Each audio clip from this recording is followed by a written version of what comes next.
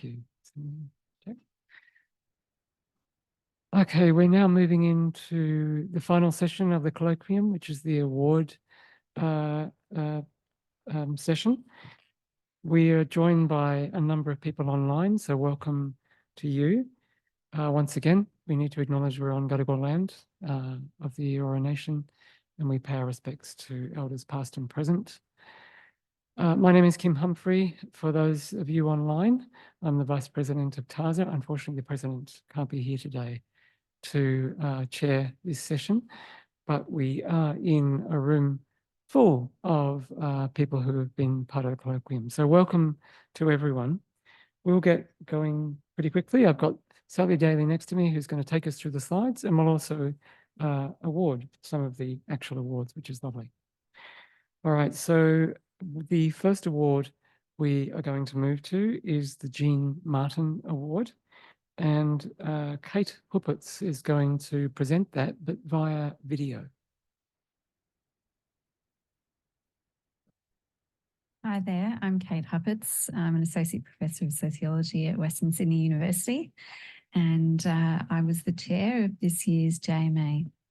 It's my pleasure to announce, after careful deliberation from the panel for a very competitive round, that the winner of the Jean Martin Award is Catherine Martin from University of Western Australia for her thesis titled Metaphors of Migration, a critical discourse analysis of the intersections between immigration, race and nation in Australian press reports from 1854 to 2018.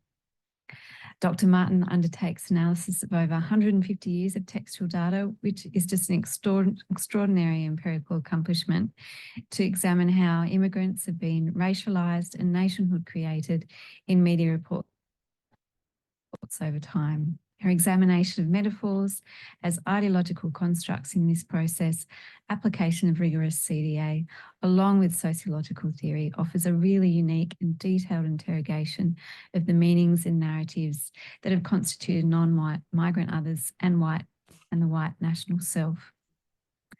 Finding continuity in the use of metaphors over time, Martin demonstrates how white nationalism continues to be produced through these devices and offers the tools to contest naturalised metaphors that are ideologically violent.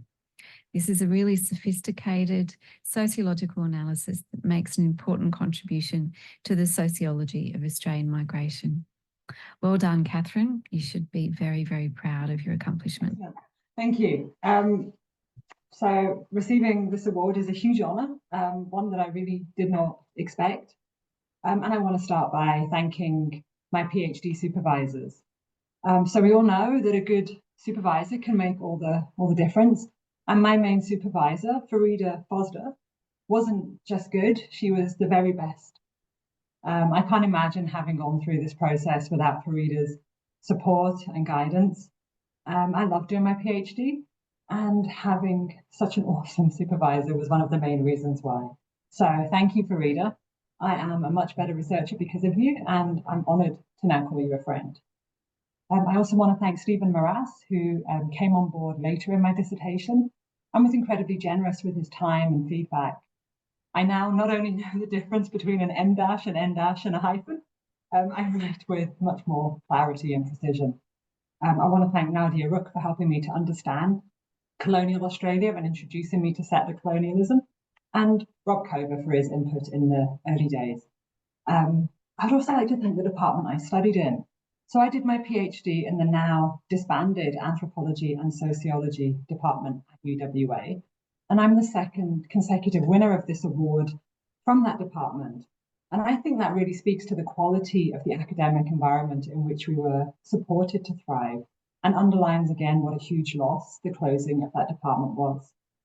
Within the department, we had a wonderful collection of amazing scholars, researchers, and postgrads, and an incredibly supportive and collegial environment.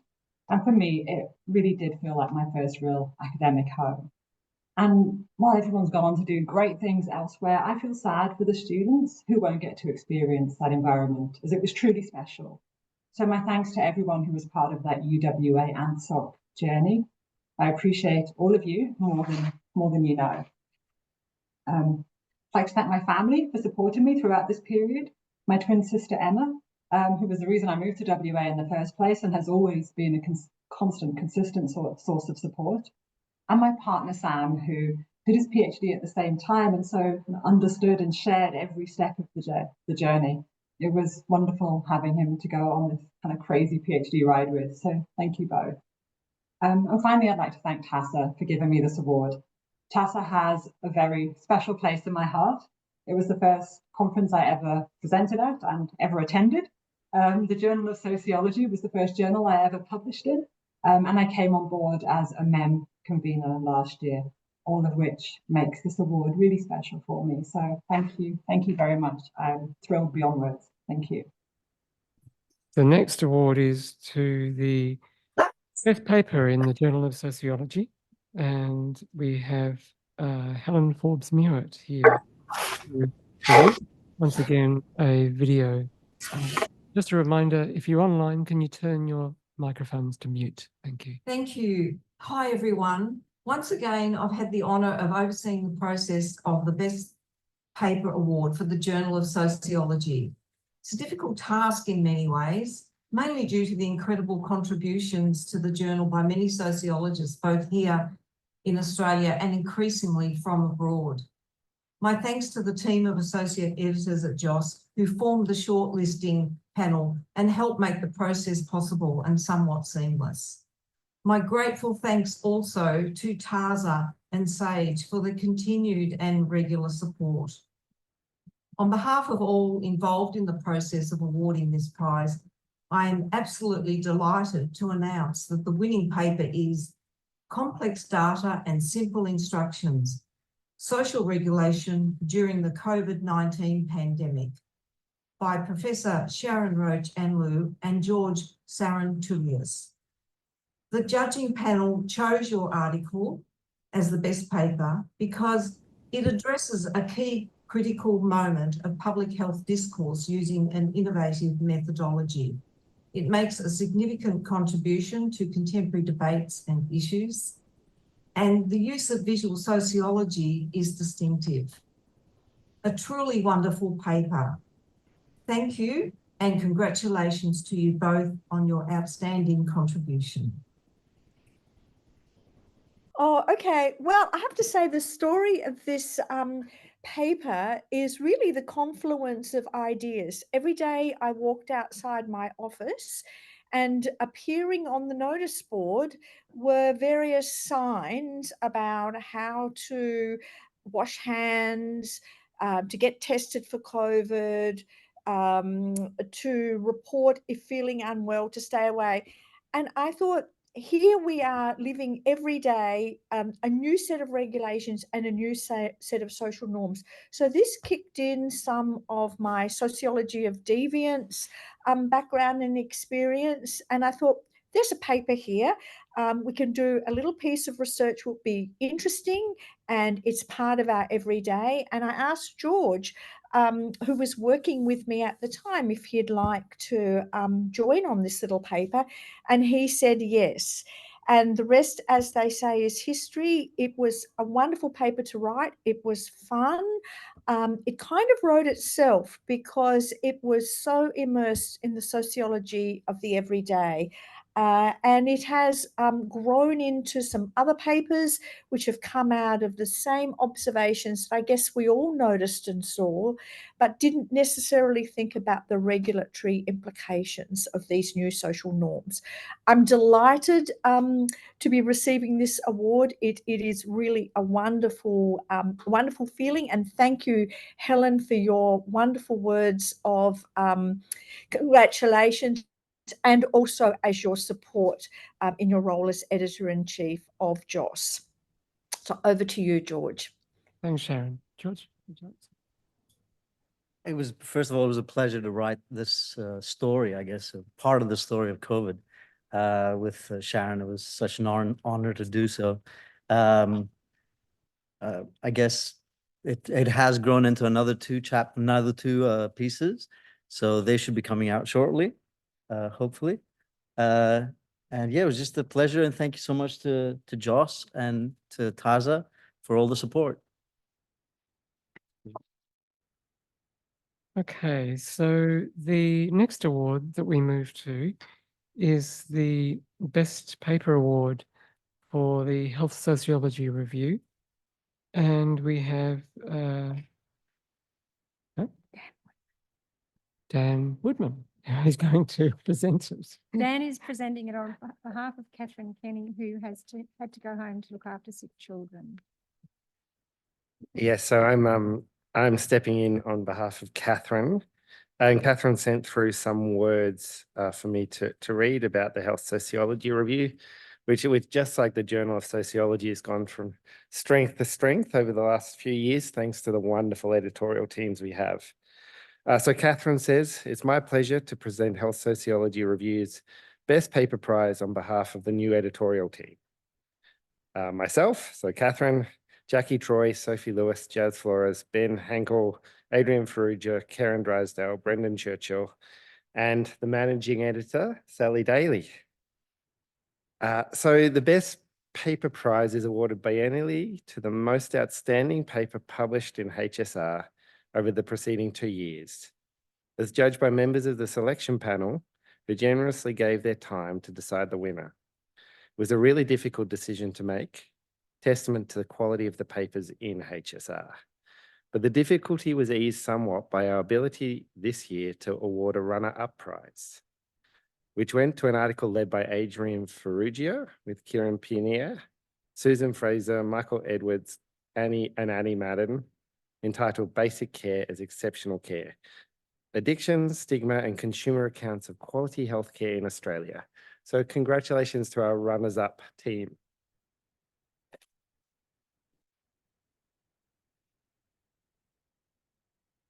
The ultimate winners of the HSR Best Paper Prize undertook an excellent, timely and much needed sociological investigation into the provisioning of gender-affirming hormone therapy for transgender and non-binary people in Aotearoa, New Zealand. The article draws on qualitative interviews and Foucauldian analysis to understand the complexities and at times contradictions experienced by trans, non-binary service users and their healthcare providers. Their analysis highlights both the difficulties participants encounter in this area of healthcare, which is both relatively new and also rapidly growing, as well as how clinic-based settings can afford those seeking gender-affirming therapies, the type of high-quality care that centers trans and non-binary people, giving them understanding, autonomy, and time. The paper ultimately makes an important contribution to the field of health sociology, which can and should play a significant role in highlighting best practice for understanding and improving gender-affirming care, as well as trans and non-binary health more broadly. So, the winner of the 2023 HSR Best Paper Award goes to Alex Kerr for their paper, which is co-authored with Gloria Fraser, Teresa Fleming, Kathy Stevenson, Annie De Silva, Freitas, Richard Carroll, Thomas K. Hamilton, and Antonio C. Lyons. So Alex and colleagues' paper is entitled A Little Bubble of Utopia: Constructions of Primary Care-Based Pilot Clinic Providing Gender-Affirming Hormone Therapy. So congratulations, Alex and team.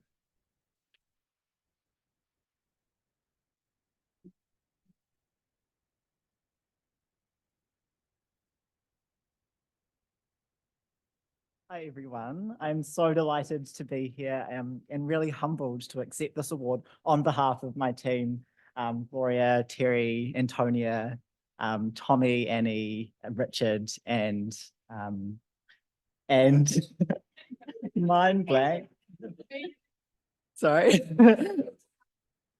To my wonderful colleagues who I'm representing here, and I'm so we wrote this paper a few years ago. I have very strong memories of doing the analysis over many sessions on Zoom on our first lockdown in Aotearoa, New Zealand, and having a lot of fun and learning a lot about how we do discourse analysis.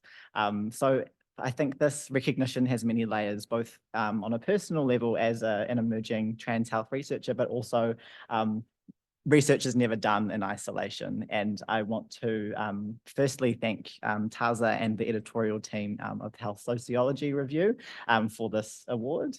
And I also want to thank my colleagues, particularly Antonia, Terry and Gloria, who have really supported me since 2018. And this was one of the first projects I worked on straight out of my undergrad sociology degree. And so it's really exciting to have grown and to have these opportunities. And I think it's really testament to the really strong and thriving and at times challenging trans health community that we have in Aotearoa. And this research, I was just reading the paper recently to refamiliarize myself with it, and was just reflecting on how much has changed, and even just in the last 3 years in terms of how gender affirming healthcare is being provided in Aotearoa.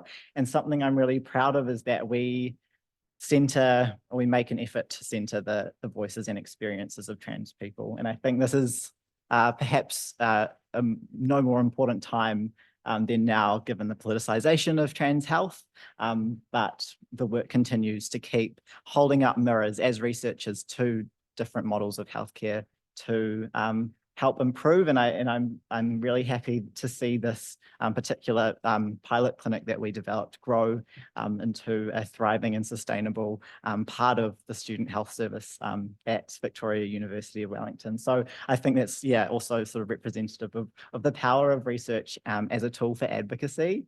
And I think, I just want to also give a big shout out to every person, every community leader, researcher who's working in trans health at the moment, for the reasons I've just mentioned, but also because I think we're weaving this really beautiful cloak together, and this, this small piece of research I hope and I see as a thread in that cloak.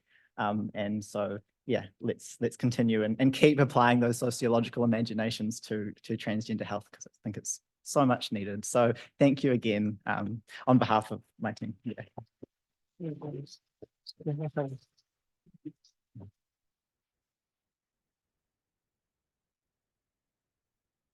Okay, so we now move to the last award, which is the Early Career Researcher Best Paper Award.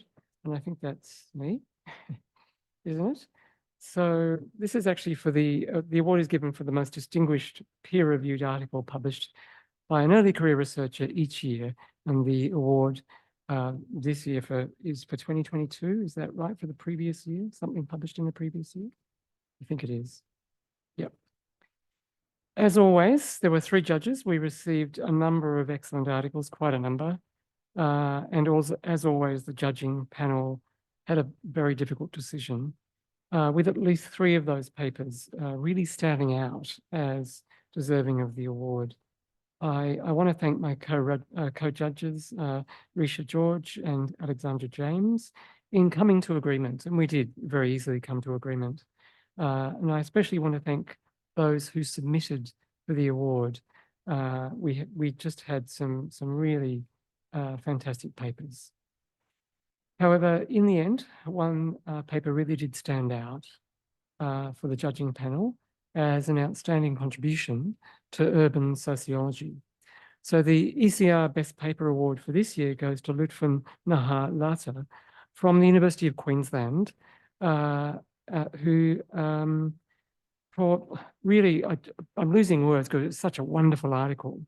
And its title was The Production of Counterspace, Informal Labour, Social Networks, and the Production of Urban Space in Dhaka, published in the Journal of Current Sociology in 2022. I'm going to call you down in a minute, Lutfan, but I want to say some nice grand words about it, because it was an enticingly narrated, thoroughly researched, and really delicately theorized article that explored how access to public space for earning livelihoods from the urban poor remains a really important realm for street vendors in global South cities.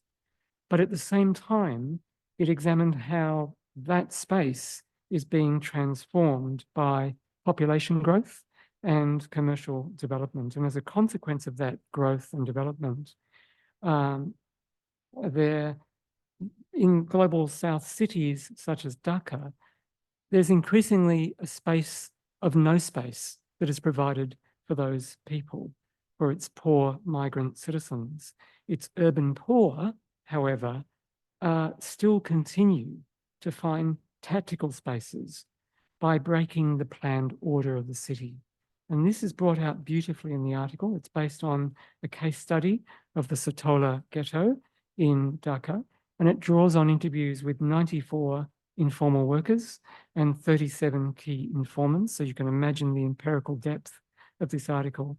And it weaves that empirical depth together with a lovely recording of voice and a lovely drawing in of theory in a very skilled and nuanced way. So congratulations to our winner, Lutfa. I'm honored to receive this award. Thanks to TASA and all the judging panel members to select my paper as the best paper. This year, TASA Best Paper Award. And Kim told kind of everything about the paper. So I feel like, what do I say? Tell a story.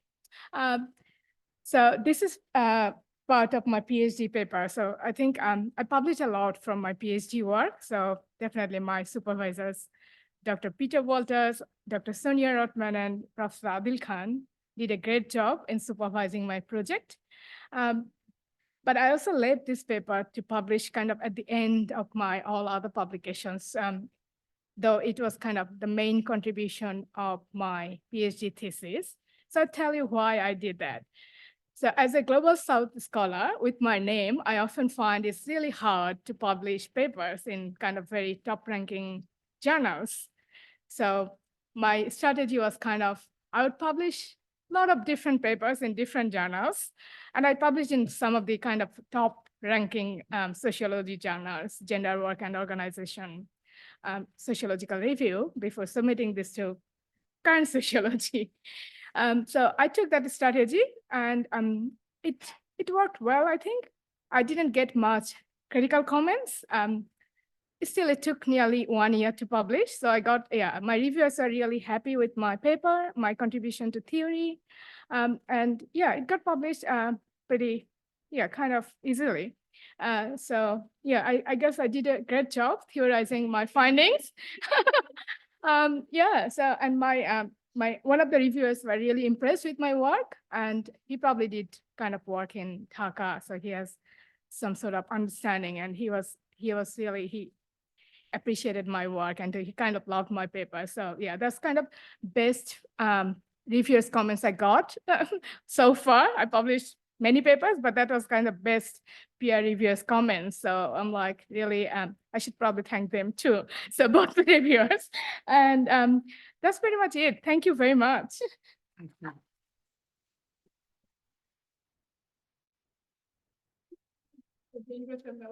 Oh, are you? Okay. Yes. Okay, I think that brings the award ceremonies to a close.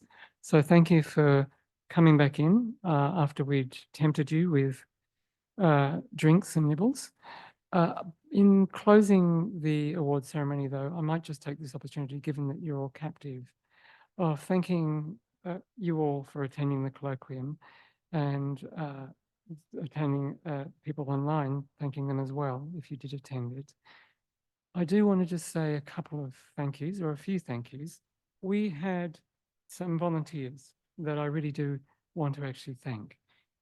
We had, and they were fantastic. You saw them out there on that desk every day. They were just doing wonderful work, running microphones around, helping people, coming into those rooms in a hybrid conference, which is not easy to run. We're getting slightly better at it every year, but we're still not very good at it.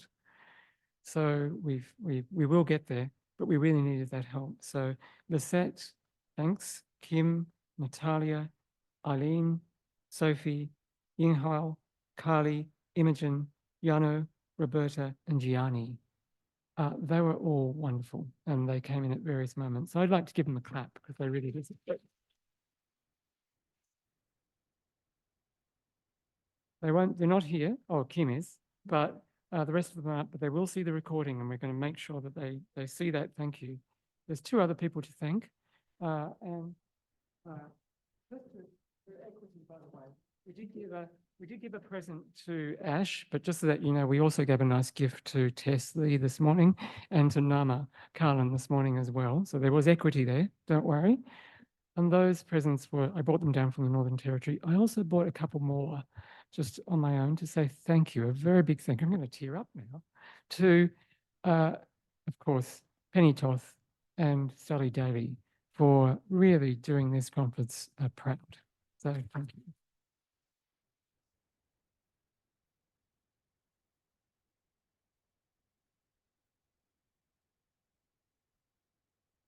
Yeah, they made my time as both the first time I've convened this conference so much easier. It was wonderful. So thank you very much. So thank you again, and let's go out and celebrate the 60th anniversary of TASA.